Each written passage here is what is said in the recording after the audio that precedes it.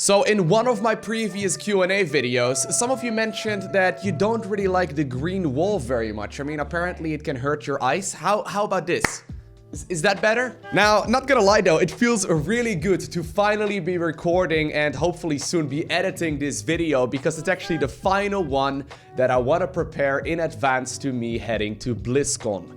I've been talking about it very regularly over at the live stream over the last couple of weeks, but basically 3 weeks ago, I started my video preparation process of me heading to BlizzCon, which I'm leaving for on this Monday. If you're watching this video close after it goes live, I'm flying out to BlizzCon on the 29th of October, and I'm gonna be returning, I believe, on the 7th. Which basically means that, you know, as a YouTuber, right, you don't really take time off, you prepare videos in advance. So I've been preparing content for the last couple of weeks, and this is the last one that I really want to go ahead and finish as well. Alright, so early November, I will be at BlizzCon. However, at the end of the month, I am also heading over to Germany for HomeStoryCup. This time around, it is none other than eBay that is sponsoring HomeStoryCup as well as this video. They have been generous enough to send me over there, so I'm going to be able to be at the event as talent. I hopefully get to cast some games and just simply hang out with the pro gamers, which is going to be a lot of fun. For those of you unfamiliar, HomeStoryCup is basically a different event than most of the events that you watch for Starcraft 2 in the sense that it's much more laid back. A lot of the pro gamers themselves actually get to cast games if they get eliminated from the tournament, but this time around the prize pool has been doubled. There's gonna be a lot of people hanging out over there, and I'm really looking forward to it. It's personally one of my favorite events to watch from home, so actually being there in person is hopefully gonna be even more awesome. Now, because of eBay, and this is actually really cool, I get to give away an ultra ticket for this HomeStoryCup. So this is what is included, okay? And I'll explain how you can participate in just a little bit. You get entrance to the event between the 22nd and the 25th of November. You get food and drinks for every single day. You get merchandise. You can enter the VIP area with the pro players, and it also includes a hotel and stay for the duration of the event. Now, the only thing you need to do is make your way over to Krefeld in Germany. Now, I know I've got a lot of German viewers. If you live in the Netherlands or maybe in Belgium, it's relatively easy to just simply drive on over there as well. Or if maybe you're able to fly to the event, feel free to participate. First off, if you are able to make your way to Krefeld, let me know down below in the comment section by posting the word yes, exclamation point, something along those lines, so I know that you actually are aware of the fact that you need to make your way to Krefeld yourself. And then just let me know what you would like to do at the event. And I'll go ahead and select the best one and send you your ultra ticket and all of the additional information that you need. Alright, so with all of the announcements out of the way, I think it is time to answer some of your questions. So rather than using like Twitter or Instagram or whatever to ask you to submit any questions, this time around, I used the YouTube community tab and I found out there are a lot of questions here. Alright, so the first one comes from SC2HL, of course StarCraft 2 highlights. He says, what is your favorite professional match of all time? That is such a difficult question to answer. I mean, I've watched so much StarCraft over the last 8 years. You know what? The best game I've seen in recent times, okay? I think this was like June or July or so, was Raynor versus Classic, game number 2 at the GSL Code S. That's Zerk versus Protoss. Man, I still get excited just thinking about it. I'll go ahead and post a link to it down below in the description of this video if I can find the link at the very least, but it's really, really good. Genesis Villa Cruel asks, why is it Loco your name? Any backstory for where you got it? I feel like your name probably has a more interesting story than mine. Genesis Villa Cruel. I like that one. Anyways, I picked the nickname Loco years ago, and the reason for it was quite straightforward. I wanted a name that you could read and you could not mispronounce. That was just kind of the thing that I wanted to have happen, and I settled on Loco, although I figured out a couple years ago that people in like Eastern Europe and like Russia will still usually read Loco as Lovko. And I've even heard some people say Loco, which, yeah, I don't even know. Good old Papa Law, he asks, what has made you decide to main Zerk over Terran or Protoss? So I started playing Zerk initially back in 2010, just because I thought the concept of you know, having larvae and them turning into basically anything was really, really cool. And it was something I'd never really seen in an RTS game before. And that's honestly still the reason. I really, really like the Zerg playstyle. I love the fact that you can basically sit back for a really long time, defend, and then eventually swarm over your opponent. That's always been really, really attractive to me. I have also played a lot of Terran and Protoss though. I actually reached Master 1 with Random once again this season, and I have been playing Terran and Protoss for many years as well at this point, but I do personally still prefer Zerk, but sometimes, you know, I just want to go ahead and cannon rush someone, or I just want to go ahead and play those mech games, and I will definitely not shy away from playing some Terran and Protoss myself as well. Red Polf, he asks, Loco, which is the most underrated unit, and which is the most used unit?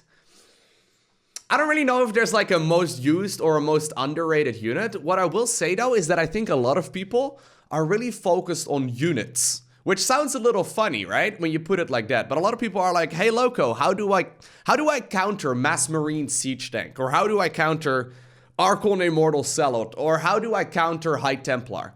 Most of the time, unless like you're a higher level player, it's literally just having more stuff that's actually important. More stuff beats less stuff. It's one of the golden rules of Starcraft. You just gotta have more stuff than your opponent. It basically has no use to really micro the 5 roaches or the 5 stalkers you have when there's like 2,000 resources in the bank. So usually my answer regarding like unit counters and what the best units and whatnot are is literally not very relevant. Just get more units than your opponent and usually you'll end up winning. Darkstein asks, are you as positive in life as you are on YouTube? That's a good one actually. I think overall, I am a very positive person. I purposely try and stay positive in pretty much all scenarios because I think it's just the more fun way of living life. But believe it or not, shocker, just like my mom didn't call me Loco, I am also still a human being. And that means that, you know, you have bad days. It's basically just the nature of humans, right? We have bad days from time to time. Now, I personally choose not to let those bad days carry into bad weeks. And I try and just simply stay positive. But yeah, I do have bad days from time to time. I mean, I try and have a lot more good days though than bad days, if you get what I mean. Asks, yo Loco, have you ever played Dark Souls? It's a great game. Honestly, any game from Software, so Bloodborne, Dark Souls, 1, 2, 3, and they've got like another one coming up sometime next year. They are some of my favorite games ever produced. For those of you unfamiliar, basically they're like an RPG where everything in the world will try and kill you and you literally just have to get good. That's literally the only way you can ever beat those games. I am a massive fan of Dark Souls. Yes, I did a full playthrough of Dark Souls Remastered when it recently came out. I also completed Bloodborne.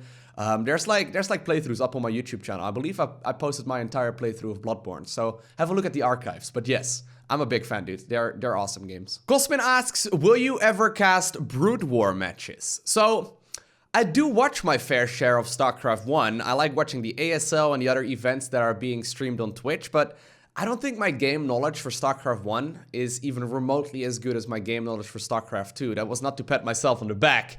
Kind of sounded like I gave myself a weird compliment there. Long story short though, I don't think I know the game well enough to personally cast it, but I really enjoy watching it, man. Like, I watch a lot of esports, actually. I try and watch Dota, I try and watch some League, I watch some Overwatch, CSGO, Heroes of Hearthstone. I watch basically all of it. But, yeah, I do not feel comfortable casting anything but StarCraft 2. At least at this point. Maybe it's gonna change in the future, but I really, really like StarCraft 2. Just because I've been playing it for so long, you know. I play it pretty much every single day. I never really get bored of it, and I have been for a really long time. And it just simply allows you at some point to also explain to others what is actually going on. Whereas with these other games, I don't think my game knowledge is even remotely good enough. Leo asks, Loco, can you please do a video completely in Dutch? Ik denk niet echt dat dat nodig is. Weet je wel, de Nederlanders die kijken, die kunnen ook gewoon vloeiend Engels. Dus ik snap niet echt het nut. Trust me, I was not just summoning a demon, I was just talking Dutch, okay? It's not the prettiest language. Elif asks, favorite film/TV series, one of each. With these kind of questions, I always feel like it's just best to go with the ones that immediately pop into your head, right? So favorite film. I would have to go with The Lord of the Rings, in particular the Fellowship of the Ring. I love the bit in the Shire. I'm a big fan of fantasy in general, and I think the entire series is really good. As far as television series goes, I am gonna have to go with Sherlock. I think Sherlock is excellent. It's a shame they only have like 3 episodes per season, and the next season has been, you know, in the works for like years at this point, but... you know, The Lord of the Rings and Sherlock. I don't think you can really go wrong. Elias asks, can you rank the top 3 players you think have a shot at winning Blizzcon? So the funny thing about Blizzcon is that there are 16 players that have qualified for the event. And I think a good, like, 13 of them have a good shot at winning. When it comes to best players, though, and the ones that I think can ultimately win the whole thing, I think the first and foremost ones are gonna be Maru and Serral. I mean, Maru won every premier Korean event this year, which is just unheard of. And Serral won every single WCS circuit event this year, which is also absolutely unheard of. So I think that those 2 are the most likely ones. But we also have a 2-time world champion qualified in SOS. He's great at playing like the BlizzCon format. He is not scared on the main stages whatsoever, and he plays like an absolute champ. I think that Maru, Serral, and SOS probably have the best shot, but with them, another 10, I think, have a good chance at winning. I mean, there's players like Dark and Rogue and whatnot, who are all absolutely phenomenal, so it's really hard to say who actually will end up winning them, though. I'm looking forward to it. It's gonna be sick.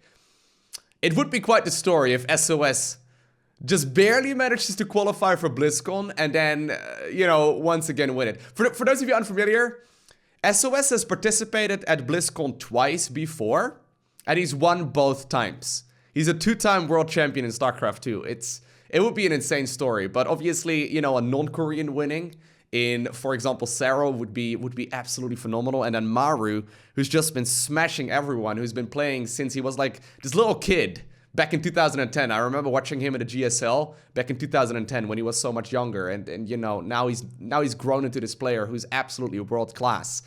The tournament is gonna be good, man, but I think those 3 are the most likely ones. Alrighty, so that is where I'm gonna wrap up this video. I hope you enjoyed watching it. I am really looking forward to BlizzCon. I'll try and see if I can shoot some videos from there as well, so stay tuned for that. But for now, I wanna thank you for watching. Have an amazing day. Do not forget to smile, alright? And I'll see you once again in the next one.